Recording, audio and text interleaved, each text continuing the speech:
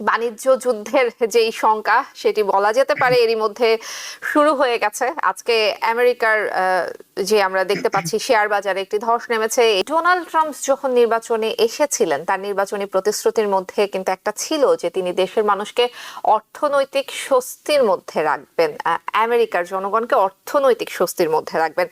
আমেরিকার কথা বাদ দেই, পুরো বিশ্ব জুড়েই একটা অস্থিরতা সৃষ্টি হয়ে গেল। ট্যারিফের যে ঊর্ধ্বগতি বাই ডোনাল্ড ট্রাম্প, এটাকে কিন্তু তারা সমর্থন করেনি। আচ্ছা, এখন যে ডোনাল্ড ট্রাম্প এগুলো বাড়ালো, তারও কিন্তু রিটালিটরি অলরেডি কানাডা বলে দিয়েছে, মেক্সিকো এবং চায়না। তার উদ্দেশ্য ক্যানাডিয়ান ইকোনমি কলাপস করে দেওয়া।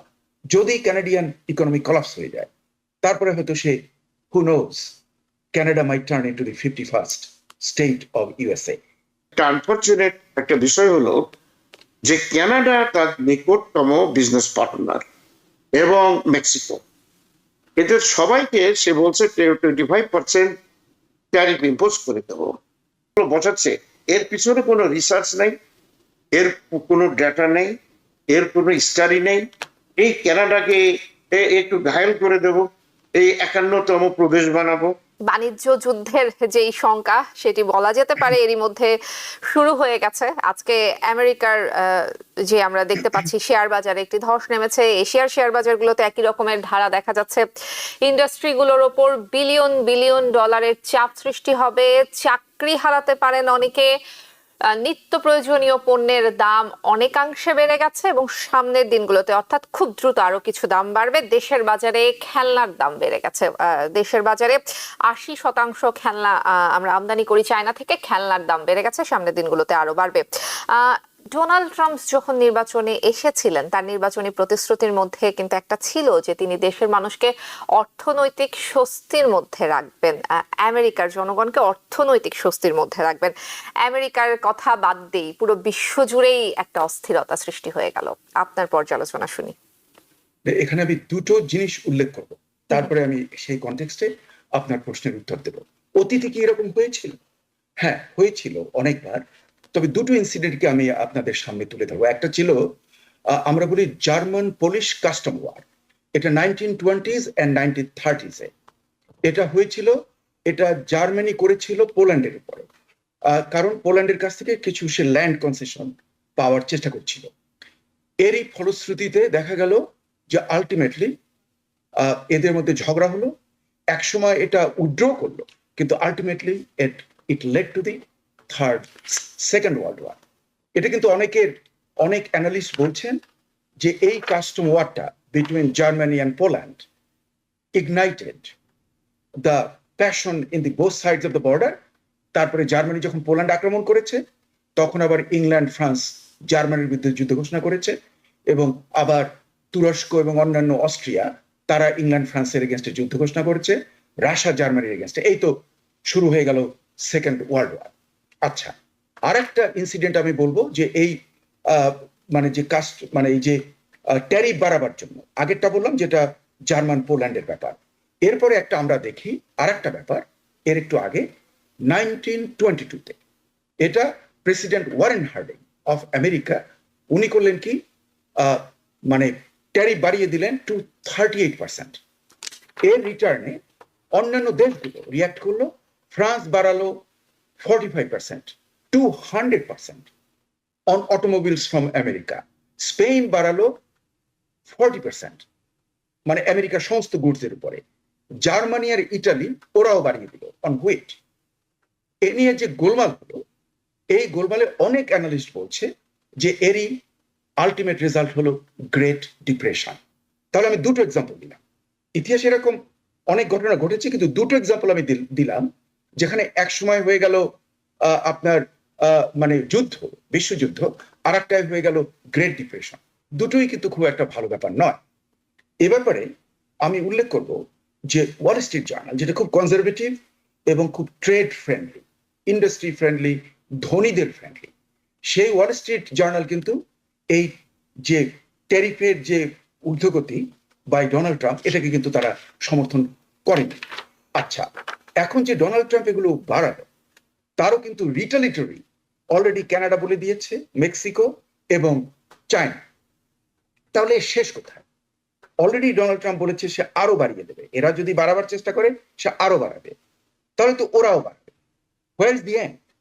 মানে এতে তো দ্রব্যমূল্য, আপনি যেটা বলেছেন যে দ্রব্যমূল্য বেড়ে যাবে, শুধু তাই নয়, যে মানে দ্রব্যমূল্য বেড়ে গেলে মানে যে ইন্ডাস্ট্রিজ তাদের জন্য মানে শ্রমিকদেরকে ধরে রাখা কষ্ট হবে, তখন তারা ছাঁটাই করবে, কাজে এতে কিন্তু আনএমপ্লয়মেন্টও বাড়বে।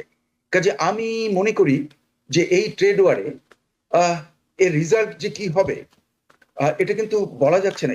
ইট মাইট লিড টু মেনি থিংস। আবার আপনি লক্ষ্য করেন ডোনাল্ড ট্রাম্প কিন্তু কানাডার প্রাইম মিনিস্টারকে বলছে গভর্নর ট্রুডো, লক্ষ্য করে দেখুন। তাহলে এটা কি ওই যে জার্মান ট্যাকটিক এগেনস্ট, যে এক্সাম্পল আমি দিলাম পোল্যান্ড, হ্যাঁ, জার্মান পোল্যান্ডকে প্রেশার দিয়েছে এবং জানে যে Poland will not be able to bend completely, ultimately পোল্যান্ডকে আক্রমণ করেছে জার্মান। তাহলে কি এও হতে পারে যে ডোনাল্ড ট্রাম্পের যে ট্যাকটিক হলো যে কানাডার ইকোনমিকে কলাপস করে দেওয়া? এটা কিন্তু ট্রুডো বলেছে অলরেডি যে তার উদ্দেশ্য কানাডিয়ান ইকোনমি কলাপস করে দেওয়া। যদি কানাডিয়ান ইকোনমি কলাপস হয়ে যায় তারপরে হয়তো সে who knows Canada might turn into the 51st state of USA. এগুলো আপ ইন দি এয়ার, এটা বলা যাচ্ছে না। কিন্তু ডোনাল্ড ট্রাম্পের মতিগতি বুঝতে পারা খুব কঠিন ব্যাপার। সে কি চিন্তা করছে, কি করবে, কিভাবে করবে, এটা কিন্তু ধরতে পারা খুব কঠিন ব্যাপার। জি, ডক্টর শওকত আলী, আপনার মন্তব্য শুনি। আসসালামু আলাইকুম। ওয়ালাইকুম আসসালাম। সরার ভাইকে ধন্যবাদ অনেকদিন পর। হ্যাঁ, তো যে বিষয়টা আপনি বলছেন অত্যন্ত গুরুত্বপূর্ণ এই কারণে যে ইকোনমিস্টরা কিন্তু প্রি মার্কেট ইকোনমি বা ওপেন মার্কেট ইকোনমি করার জন্য প্রায় 100 বছর থেকে চেষ্টা করে আসছে, যে জিনিসপত্রের আদান প্রদান হবে বাইলেটারাল এগ্রিমেন্টের ভিতরে কোনো প্রোটেকশনিজম, যেটা ট্যারিফকে বলা হয় প্রোটেকশনিজম, যে প্রোটেকশনিজমটা থাকবে না, ফ্রি ট্রেডটাই নর্ম অফ দি ডে বলা হয়। কিন্তু হঠাৎ করে বিশেষ করে ক্যাপিটালিজমের যে প্রধানতম দেশ যেটা আমরা বলি যুক্তরাষ্ট্র, তার প্রেসিডেন্ট এসে এটা শুরু করে দিলেন। এটাকে in terms of trade agreement এটা বলা হয় ট্রেড ওয়ার। এটা ট্রেড ওয়ার, কিন্তু এই ট্রাম্পের এই এগ্রিমেন্টের এর ভিতর দিয়ে যে ইম্পোজ করছে যে ট্যারিফ, তাতে যুদ্ধ হবে না, কিন্তু দুটো দেশের অর্থনৈতিক বা যেটা আমরা ইকোনমিক্স এর ভাষায় বলি ওয়েলফেয়ার লস, এটা হলো দুই দেশের মানুষ এরা বঞ্চিত হবে গুডস অ্যান্ড সার্ভিসেস যদি না পায়। ফর এক্সাম্পল, আপনি ধরেন ট্রাম্প যখন প্রথম আসছিল ওই 4 বছরে কিন্তু কানাডার পরে সে ট্যারিফ ইম্পোজ করে গেছে, এবং এটাতে ছিল mainly steel, all the building materials, lumber. এটা কিন্তু আনফর্চুনেটলি আপনার বাইডেন এসেও এটা চেঞ্জ করেনি। এ হয়েছে কি, ফলে আপনি দেখেছেন মার্কেটে যুক্তরাষ্ট্রের হাউজিং মার্কেটে দারুণ ক্রাইসিস সেই সময় থেকে শুরু হয়েছে। এখন যদি আপনি দেখেন যে আমরা যেটা 2 তলা 3 তলা বা 4 তলার কোনো বিল্ডিং আর তৈরি হয় না, এখন হয় মাল্টি স্টোরি বিল্ডিং। যারা বিলিয়নিয়ার ট্রিলিয়নিয়ার এরাই মাত্র মার্কেটে আপনার যে এক্সপেন্সিভ বাড়িগুলো তৈরি করছে। এতে মার্কেটের যে ডিমান্ড আর যে সাপ্লাই তার সাথে কোনো সামঞ্জস্যতা নেই, ফলে রেন্ট যেমন বাড়ছে বাড়ির দামও বাড়ছে। ওই সেই ধাক্কাটা এখন যেটা করে যাচ্ছে, যেহেতু এটা লাস্ট টার্ম, এরপরে আর কখনো সে আর প্রেসিডেন্ট হতে পারবে না। এর ধাক্কা কত বছর চলবে এটা বলা যাচ্ছে না। শুধু একটা আনফর্চুনেট একটা বিষয় হলো যে কানাডা তার নিকটতম বিজনেস পার্টনার এবং মেক্সিকো, এদের সবাইকে সে বলছে 25% ট্যারিফ ইম্পোজ করে দেবো। এখানে মনে রাখতে হবে কানাডা, মেক্সিকো, ইউএসএ নিয়েই আমরা বলি NAFTA, North American free trade area. এটা প্রেসিডেন্ট ক্লিন্টন করেছিলেন। Total size of the GDP এটা দুনিয়ার হাইস্ট, 3 দেশে মিলে around $34 trillion, which is much better than European Union and of course over China. এই 3টে ইকোনমিকে একসাথে করে দারুণ বেনিফিশিয়াল হয়েছিল এই সময় প্রেসিডেন্ট ক্লিন্টন বা আরো পরবর্তীকালে যারা আসছে। তো তারা যুক্তরাষ্ট্রের মানুষ অ্যাকচুয়ালি উপকৃত হয়েছিল। কিন্তু এরপরে আস্তে আস্তে এসে যে কাণ্ডটা করে গেল, এতে সবাই লস হবে। এখন এটা ডেফিসিট, তার একটা যুক্তি আছে। তো বলে যে আমাদের মার্কেটকে উনি প্রোটেক্ট করবেন। তা আপনি প্রোটেক্ট করবেন, জেনারেলি এটা হয়, অনেক সময় এটা হয় টু এ সার্টেন এক্সটেন্ট, আমি সাপোর্ট করি। যে মনে করেন বাংলাদেশ যদি ইম্পোজ করে ভারতের গাড়িগুলো, ম্যানুফ্যাকচারিং জিনিসপত্র, I support it to protect our own domestic industry, it's a different thing. কিন্তু আপনি দেখেন মেক্সিকোতে সে যদি করে, তার গ্রোসারি দোকানে আপনি যা যা ফ্রুট পাবেন, অল এগ্রিকালচারাল প্রোডাক্ট, এই সমস্ত জিনিসগুলোর দাম কিন্তু বেড়ে যাবে। কারণ গ্রোসারি মার্কেটে হয় কি, তাদের মার্জিন অফ প্রফিট খুব কম থাকে। তো যদি আপনি এই প্রোডাক্ট গুলো, অল ফ্রুটস, ভেজিটেবলস, গ্রোসারিজ, তো প্যাকেজ ফুডস, এগুলো সবই কিন্তু মোরালেস মেক্সিকো থেকে আসে। আপনি তাকে যখন ইম্পোজ করে দিলেন, তখন কিন্তু সাধারণ মানুষ যারা, মানে গরিব মানুষ, আপনার নিম্ন আয়ের মানুষ যেগুলো, তারা কিন্তু সাফার করবেই, এটা করবে। তো ফলে আপনি তো ডোমেস্টিক্যালি প্রডিউস কিছুই করলেন না। কারণ তো হাই লেবার মার্কেট, কিন্তু মনে রাখতে হবে যুক্তরাষ্ট্রের ট্রেড গ্যাপ কেন হয়, ইম্পোর্ট করা হয় বেশি, এক্সপোর্ট করা হয় কম। এখন আপনি এই সমস্যার কিন্তু সমাধান করলেন না, আপনি আরো কিন্তু বাড়িয়ে দিলেন। কারণ হবে কি জানেন, ফর এক্সাম্পল এখন কানাডা বলছে আমি 25% ট্যারিফ ইম্পোজ কর। আপনি ট্যারিফ ওখানে যখন ইম্পোজ করলেন, তখন হবে কি, যুক্তরাষ্ট্রের যে গুডস এন্ড সার্ভিসেস যেটা আপনার কানাডাতে যেত, সেই মার্কেটটা কিন্তু আপনি হারাচ্ছেন। এখানে আরো ট্যাকটিক আছে। যদি ওই মার্কেট, মনে করেন কানাডা এবং China, they start to agree very lower tariff rate, যুক্তরাষ্ট্র কিন্তু এই মার্কেটটা চিরকালের মতো হারালো। On the other hand China কিন্তু ওই মার্কেটে আসলো। ফর এক্সাম্পল বাংলাদেশ কিন্তু আমরা ট্যারিফ দিয়ে ঢুকি, কিন্তু আমরা কি এটা মনে রাখতে হবে, কিন্তু আমাদের কিন্তু যুক্তরাষ্ট্র করে স্পেশাল ওই যে জিএসপি সুবিধা চলে যাওয়াতে, জিএসপি চলে যাওয়ার পরে আমরা কিন্তু ট্যারিফ দিয়ে ঢুকি লোয়ার রেট।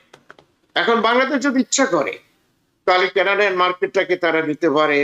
এই সুযোগে বিভিন্ন রকম দ্রব্য যদি আমরা দেখি যে এইগুলো আমরা তৈরি করে দিতে পারি, then it will be very good beneficial, এবং অনেক দেশ করবে।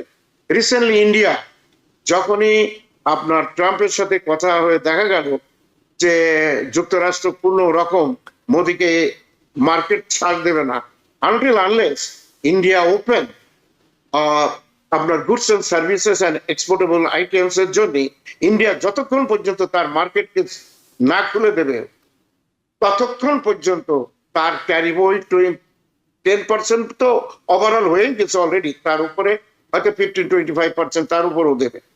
এই ভয়ে মোদি তাড়াতাড়ি ইউরোপিয়ান ইউনিয়নের সাথে যে এই স্পেশাল একটা এগ্রিমেন্ট করছে গত সপ্তাহে, তাতে তার হয়তো গুড সার্ভিসেস এক্সপোর্ট করা সহজ হবে বিদেশে। কিন্তু যুক্তরাষ্ট্রের মার্কেট কিন্তু আস্তে আস্তে সে হারাবে।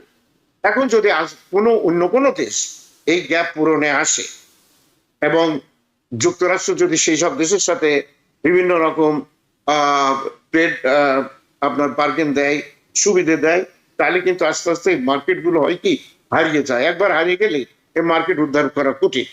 ইন জেনারেল যেটা বলবো, যে ডোনাল্ড ট্রাম্প যে ট্যারিফ গুলো বসাচ্ছে, এর পিছনে কোনো রিসার্চ নেই, এর কোনো ডেটা নেই, এর কোনো স্টাডি নেই। এই কানাডাকে একটু ঘায়ল করে দেব, এই 51তম প্রদেশ বানাবো, মেক্সিকোকে কিন্তু একদম চিরকালে। আপনার এখানে আরেকটা ফ্যাক্টর আছে, কিন্তু মেক্সিকোতে যে জিনিসগুলো তৈরি হয়, যখন আমরা ন্যাপটা করি, আপনার north American free trade agreement করি, তখন দেখা গেল যুক্তরাষ্ট্রের যত বড় বড় কোম্পানি আপনার চীনে ছিল, ওরা কিন্তু ট্রান্সফার করলো চায়না থেকে, ধরেন 15-20 ইয়ার্স এগো, ওরা সব তৈরি করলো আপনার হচ্ছে মেক্সিকোতে এসে। এই যে বড় টেলিভিশন আপনি দেখেন, গুড সার্ভিসেস দেখেন, এই বিভিন্ন মেশিন দেখেন, কুকিং মেশিন দেখেছি অনেক রকম, ইলেকট্রিক মেশিন থেকে, এগুলো মেড ইন মেক্সিকো। এখন আপনি যদি তাদের পরে ইম্পোজ করেন মেক্সিকোর উপরে, তাহলে হলো কি জানেন, আপনার যুক্তরাষ্ট্রের যে কোম্পানিগুলো দীর্ঘদিন থেকে $100s of billion বিজনেস করতো মেক্সিকো থেকে, প্রডিউসড ইন মেক্সিকো, সস্তা দামে যুক্তরাষ্ট্রে পেত, ওটা বন্ধ হয়ে গেল, কারণ তাদের ওই ট্যারিফের আওতায় পড়তে হবে। সো এগুলো অনেক রকম এর ফ্যাক্ট আছে। এখন একটা জিনিস হয় যেটা একসময় হয়েছিল প্রেসিডেন্ট রিগানের সময়, সে জাপানকে ট্রেড দিয়েছিল, ট্যারিফ বসিয়েছিল।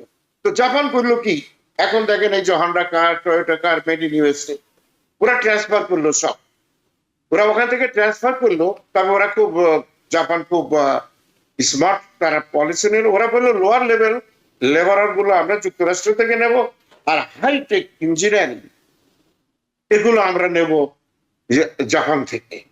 তো ফলে জাপান যুক্তরাষ্ট্রের ভিতরে আছে।